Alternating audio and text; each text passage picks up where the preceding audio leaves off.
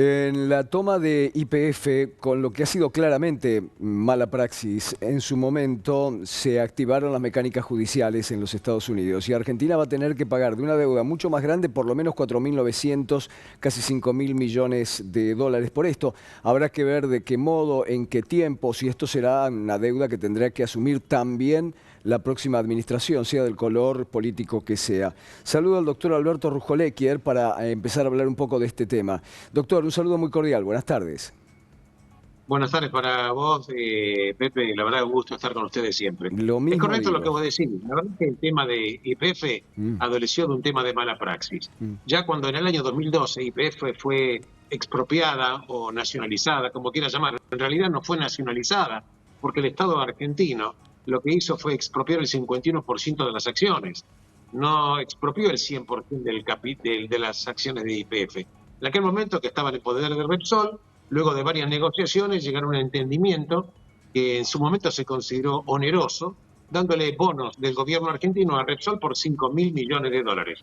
La empresa siguió caminando, pero el resto de los accionistas, entre ellos el grupo Petersen, en realidad Petersen dice que no hay que llamarlo grupo Petersen, porque las acciones que Petersen tenía el 25% del capital de YPF fueron compradas por dos sociedades que Petersen hizo en España. Creó dos sociedades que ellos fueron las que compraron acciones. Ahora bien, para comprar las acciones tomaron préstamos porque Petersen utilizó el mecanismo de que YPF iba a repartir enormes cantidades de dividendos y con los dividendos iba a repagar la deuda que había tomado en Europa. Cuando la situación política cambió, ya YPF no pagó esas brutalidades de dividendos, porque la verdad que YPF se estaba descapitalizando, no podía invertir en exploración, y si no invertís en exploración vas a empezar a decaer los ingresos. Finalmente Petersen no pudo asumir la deuda y quebró en Europa. Ahora bien, cuando Petersen quebró en Europa, los derechos que Petersen tenía por el litigio contra YPF. ¿Por qué ese litigio? Porque YPF en sí es una sociedad que está constituida también y cotiza en la bolsa de Nueva York, la Security Exchange Commission, que es la bolsa de comercio de Nueva York. Cuando YPF pidió y fue obviamente autorizada, también se comprometió por papeles escritos de que en el caso que existiera expropiación o lo que se denomina un takeover, compra de la empresa del capital mayoritario, se comprometía también a hacer oferta a los accionistas minoritarios. Como YPF, por un tema de mala praxis no hizo esto, hay una empresa que en realidad no se sabe si es un bufete de abogados, debe serlo, Capital Burford, que en realidad cotiza en la bolsa de Nueva York y le hizo un juicio concretamente al Estado argentino y a YPF porque diciendo, señores, ustedes compraron el 51% de Repsol y a mí no me hicieron ninguna oferta. Litigó finalmente en marzo de este año, la jueza que interviene en el distrito de Nueva York dijo que sí, que en realidad el demandante tenía razón. A partir de lo cual quedaba por determinar única y exclusivamente cuál es el monto. Como bien decís vos, Pepe, el monto varía entre 4.900 millones de dólares, que es un cálculo técnico, hasta 16.000. El monto final no se sabe. Bueno, creo que tenemos ahí un inconveniente técnico por lo que repentinamente, no es que se perdió el audio, pero bajó dramáticamente el audio el doctor Rujolequier, que nos estaba explicando muy bien y en detalle todo este proceso que nos lleva a este juicio perdido en el tribunal presidido por la doctora Presca. De todas maneras, hay ahí un margen que va entre los casi 5.000 millones de dólares a los 16.000 millones de dólares. Aparentemente, el pago inicial sería de 4.900 millones de dólares y después estaríamos en veremos. Creo que recuperamos al doctor Rujolequier. ¿Alberto? Es correcto, Pepe. Y la verdad que ellos demandan 16.000 millones de dólares. La jueza que actúa en este caso va a tener que decidir, primero, cuál es la cuantía y segundo, desde qué momento se calcula. Y tercero, cuando decimos de qué momento, si va o no tener tasa de interés.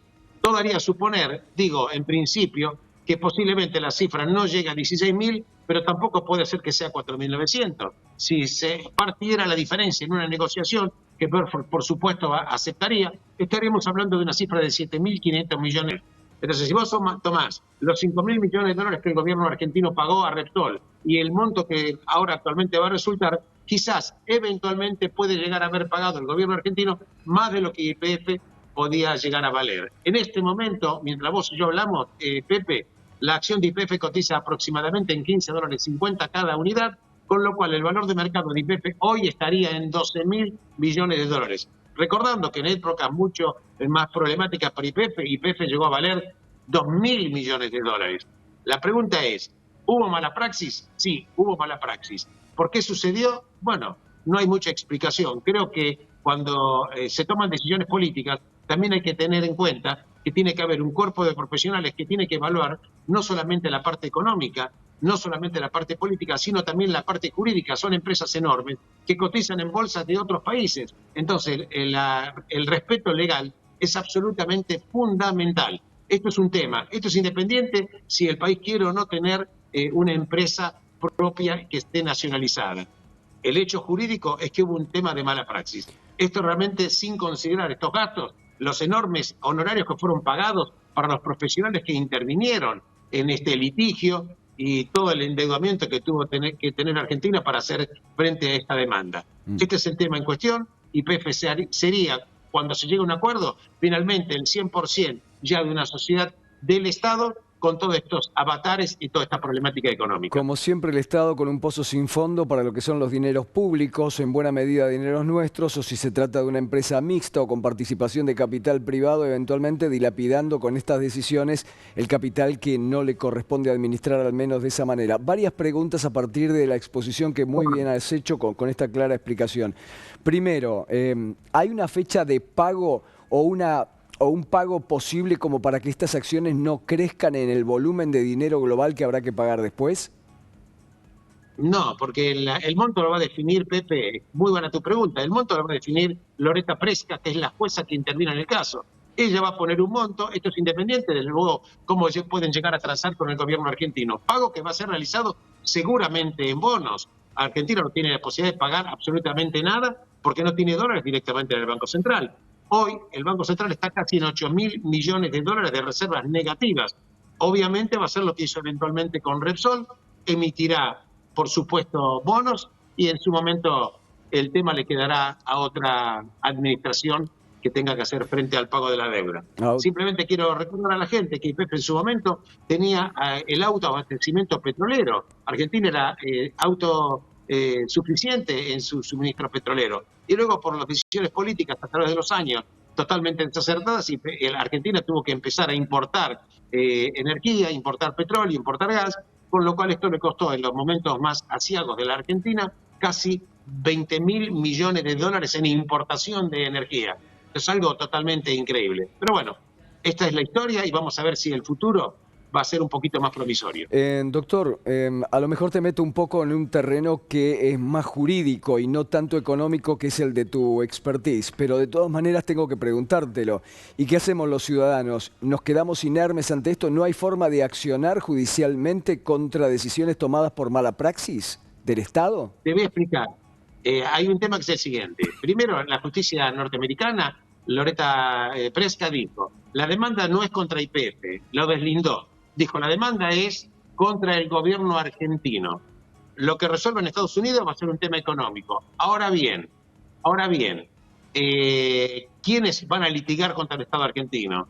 Tenés que tener en cuenta lo siguiente, que esto en su momento va a tener una resolución política si alguien decidiera litigar. Podés iniciar un juicio, Quiero recordar a la gente que los juicios que se inician en Argentina de este tipo de situaciones pueden llegar a durar décadas. Así que creo que va a haber obviamente un enojo social, por lo menos por una parte de la población, porque la verdad que los dineros públicos fueron tratados de una manera totalmente displicente, y quiero ser muy elegante. Sí, irresponsable. Pero irresponsable. Mala praxis total y absoluta, teniendo en cuenta que además Argentina tiene abogado del Estado, hay procurador, hay un abogado del Estado y puede contratar a estudios acá argentinos antes de tomar decisiones. No lo hicieron. Finalmente tomaron la decisión de contratar estudios en el exterior, creo que es el estudio Salomon, que está llevando la defensa de Argentina, que por supuesto no pudo hacer gran cosa, porque en Argentina, incluso en Estados Unidos, alegó que era un hecho inconstitucional.